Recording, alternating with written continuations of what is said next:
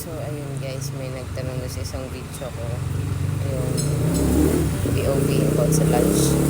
Sabi niya, hello po, as lang po sana ako sa sa Macol, Ibex Day.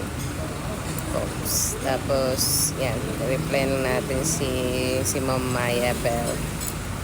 So, ano ba? Yung Macol kasi is, para sa hindi nakakaalam, Macol is, sa call center, isa yan sa test or isa yan sa way nila para malaman kung meron kang communication skills. So, first tip lang naman dyan is maging maging active listening ka sa sasabihin nung magmamakol sa'yo, nung magkakontak ng makol. Usually, may ibibigay silang scenario. Like, for me, for example, claims. So, kasi insurance yun sa akin. So, healthcare yung account. So, usually, pag ang ganyan na makol, they will ask for some insurance claims, ganon, or for example para mapadali, yung parang ipapa-terminate or ipapa-disenroll na yung plan ng member. Yun yung usually na makol.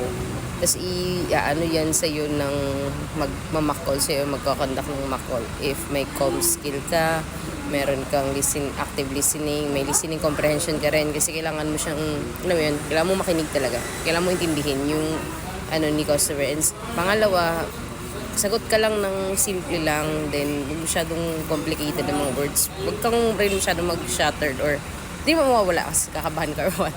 Huwag kang maggagamit ng mga, yung parang, yung iwasan mo po, huwag ka rin magpo-po. Ganun. Kasi, English man yung kausap mo, di man siya Pinoy man. Although Pinoy man yung magkakonda, however, huwag ka mag-use ng mga, excuse me.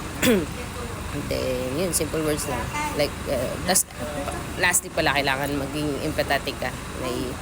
May acknowledgement, empathy, tsaka yung resolution. So, ang tawag namin doon sa BPO is AER. So, A for empathy, A for acknowledgement, E for empathy, R for resolution. So, bigyan natin example. Kunyari, si customer, like, yeah, thank you for calling. Thank you for calling customer service. This is Angel. Ganun. Tapos then, sabihin mo lang if, I started to hear about that you want to disenroll your plan. It's not easy to, mali na ako, ganun ba? Sige, ulit, take two. Nahiwala.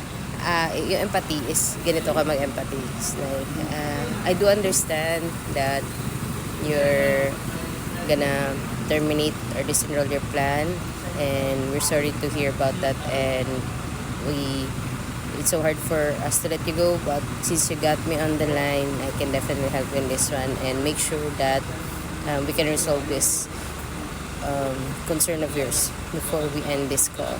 Ganun lang naman. Then usually hindi naman yan sobrang haba.